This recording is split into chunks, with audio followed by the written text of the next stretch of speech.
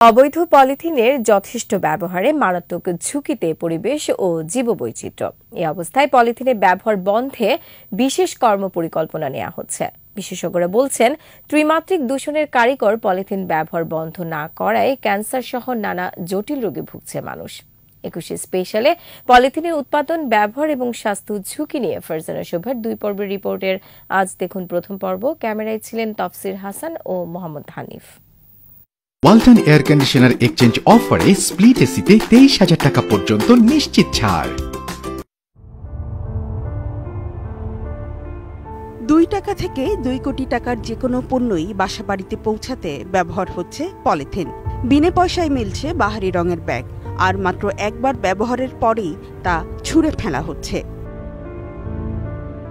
রাজধানীর ইসলামবাগের নামাপাড়া প্রায় প্রতিটি বাড়িতেই অবৈধ পলিথিন কারখানা, তবে ক্যামেরায় কথা বলতে রাজি নয় কেউ। এছাড়া লালবাগ, চকবাজার, সূত্রাপুর, হাজারীবাগ, আরমানিটোলা, চাংখারপুল, কামরাঙ্গীর চরসহ সারা দেশে ছোট বড় 3,000 পলিথিন কারখানায় দিনে 1,40,00,000 পলিথিন ব্যাগ তৈরি হয়। দোকান থেকে বাড়ি বা প্রতিষ্ঠান হয়ে এই পলিথিনের একটি অংশ ব্যবহার হয় পুনরুৎপাদনে, আর বেশিরভাগই চলে যায় ডোবা নালা নয়তো মাটিতে। পলিথিন আধুনিক ব্যস্ত জীবনের অন্যতম অনুষঙ্গ। গবেষণা বলছে, বাংলাদেশে প্রতিদিন প্রত্যেকটি পরিবার কমপক্ষে গড়ে 4টি পলিথিন ব্যাগ ব্যবহার করেন।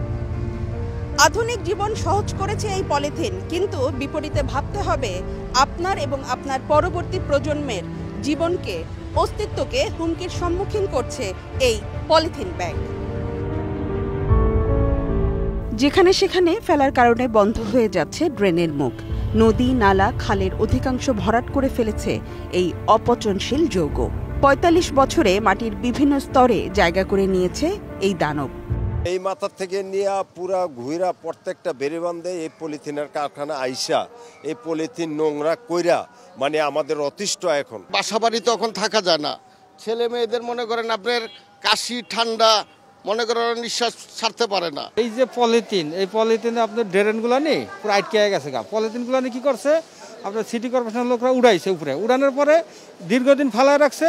এই পলিথিনগুলো নিয়ে আবার বৃষ্টিতে আবার ড্রেনের ভিতরে আবার চলে যাইতেছে। কোনো গাছ লাগাইতে হলে মাটি খুঁড়তে গেলে খালি পলিথিন বাইর হয়, যার কারণে ঢাকার শহরে কোনো গাছ লাগানো যায় না এবং হয়ও না।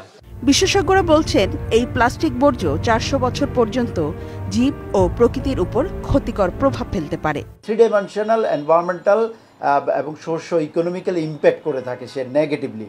সেই 3টা হলো, প্লাস্টিক যখন আমরা সিঙ্গেল ইউজ করে ফেলে দিই, সবার আগে এটি নালা নর্দমায়, রাস্তা বা কোনো জায়গায় ফেলে নালা নর্দমাতে যায় পড়ছে। প্লাস্টিক দ্বিতীয় পর্যায়ে পানিকে দূষণ করছে এবং সেই দূষণ করে বন্ধ নয়, সেটি মানুষের শরীর পর্যন্ত আসছে। তৃতীয় যে জিনিসটি, অনেক সময় প্লাস্টিক বর্জ্যকে একত্রে করে দিয়ে আমরা ব্যবস্থাপনার কথা চিন্তা করে এটিকে আমরা পুড়িয়ে দিচ্ছি। সেই পুড়িয়ে দিয়ে আমরা কিন্তু বায়ুকে দূষণ করছি। বিশ্বব্যাংকের জরিপ বলছে, দেশের 3 প্রধান নদী পদ্মা, মেঘনা ও যমুনায় দিনে জমা হচ্ছে 73,000 টন প্লাস্টিক ও পলিথিন। প্লাস্টিকের নানা বিষাক্ত রাসায়নিক প্রবেশ করছে খাদ্য শৃঙ্খলে, সহজেই ঢুকে পড়ছে মানুষের শরীরে, ছড়াচ্ছে উচ্চ রক্তচাপ থেকে শুরু করে ক্যান্সারের মতো রোগ। পরিবেশ মন্ত্রী বলছেন, পরিবেশ বিধ্বংসী প্লাস্টিক অপসারণ করা না হলে মাটি ও পানি স্থায়ীভাবে নষ্ট হয়ে যাবে, কঠিন হয়ে পড়বে ফসল ফলানো ও মাছ চাষ। এই যে এখন আপনার প্লাস্টিক বর্জ্য এবং এটার ব্যবস্থাপনা শুধু যে একটা পরিবেশের বিষয় না, এটার সাথে যে আমার ব্যক্তিগত এবং জনস্বাস্থ্য জড়িত। এখন একটা আমরা যে আমাদের লক্ষ্যমাত্রা স্থির করেছি, সেটা হচ্ছে 2026-এর মধ্যে সিঙ্গল ইউজ প্লাস্টিক, ওটার চাহিদা যেন আমরা 90% কমিয়ে আনতে পারি। সরকারের 100 দিনের কর্ম পরিকল্পনার অংশ হিসেবে পলিথিন নিয়ন্ত্রণে শিগগিরই শুরু হচ্ছে যৌথ অভিযান। আমরা নানানভাবে মানুষকে বোঝানোর চেষ্টা করছি। ফারজানা শোভা, 21 টেলিভিশন, ঢাকা।